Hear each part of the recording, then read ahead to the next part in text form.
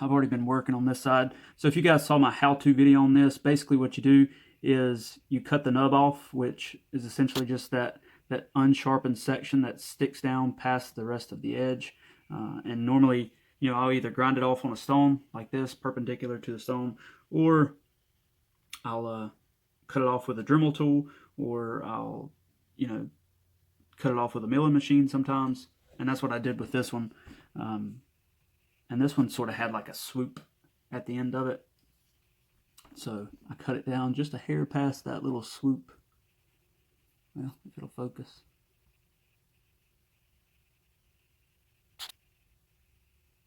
There you go. So you can see I cut it just a little bit past that, and I've been working on this side,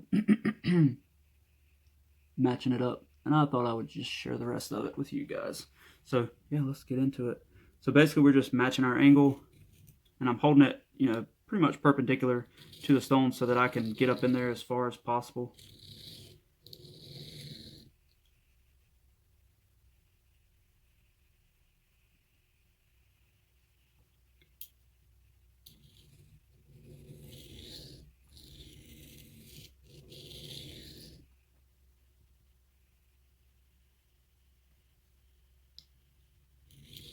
And the great thing about a new Spyderco, well, especially the Golden Colorado Spydercos, is the edges are so flat coming off of that robot sharpener that you can literally like lay your knife down on the stone and put a little bit of down pressure on it and lift it up, and you can feel when the apex touches down. It's sort of like you can feel it hit that flat spot. So that's something really nice about Golden Colorado factory edges. Even though they don't hold up all that well, they're very crisp, very flat, so it makes it easy to match them. I don't know if this one's consistent from side to side. I saw one on Facebook. A guy said his was like 21 on one side and 17 on the other. So I hope that mine's not that far off. But since I'm doing this freehand, it looks pretty consistent. I kind of eyeball checked it, but I don't know for sure. For now, I'm just going to match it up.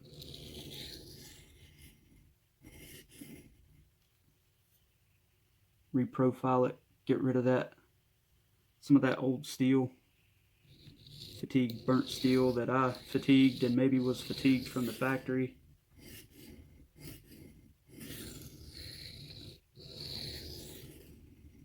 I've never sharpened a Shaman before.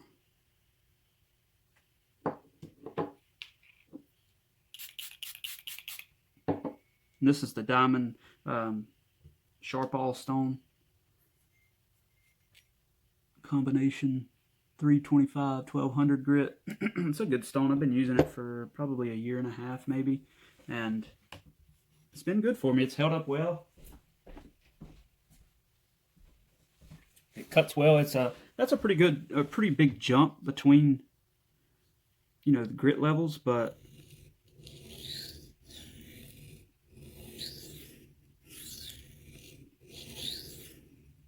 I haven't found it to be too big of a deal, honestly. So we're just going to match this angle up for now.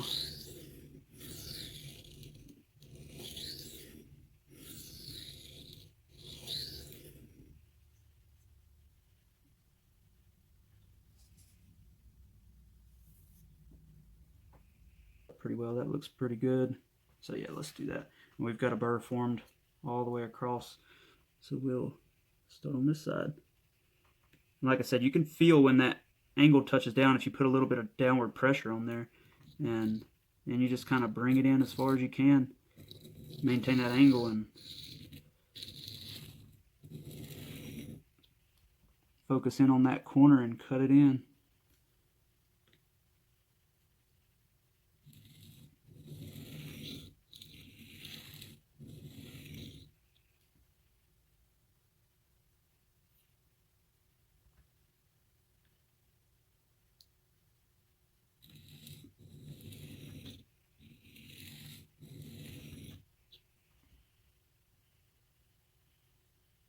You guys can see, maybe. Let's see. No way I'll get that to focus.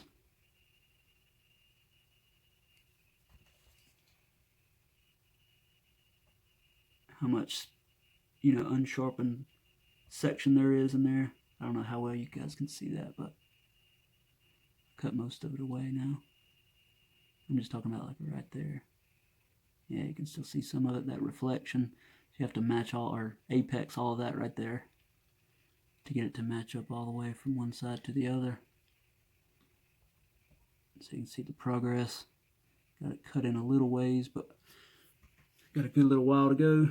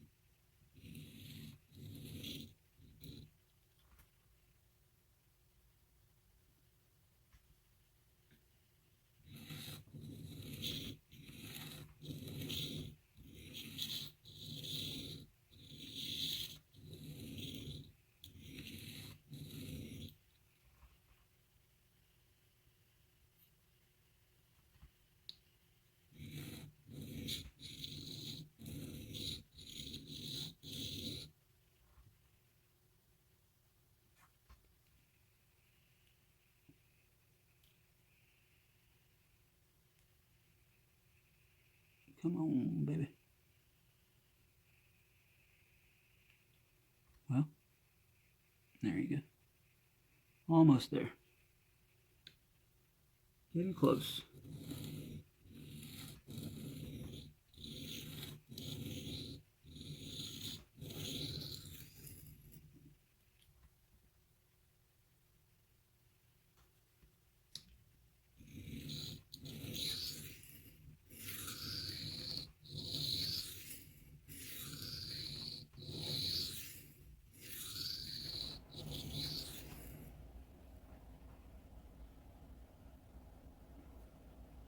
Oh yeah.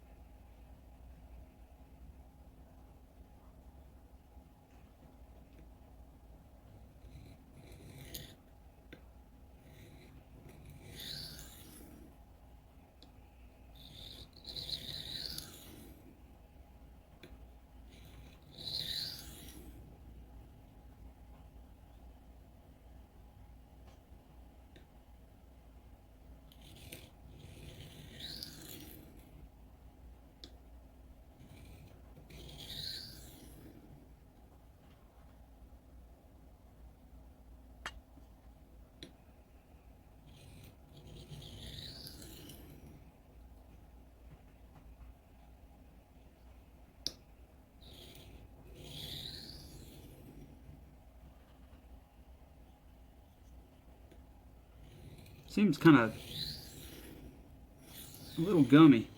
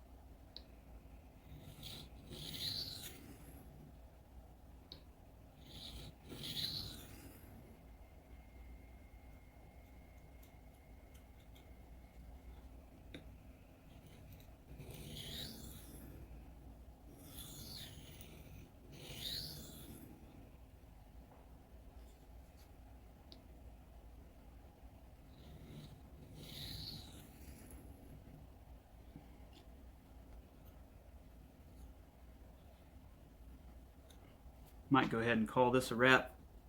I just kind of wanted to show you guys the reprofile, and I can clean it up from here, refine the scratch pattern, but it's already sharp. Let's see.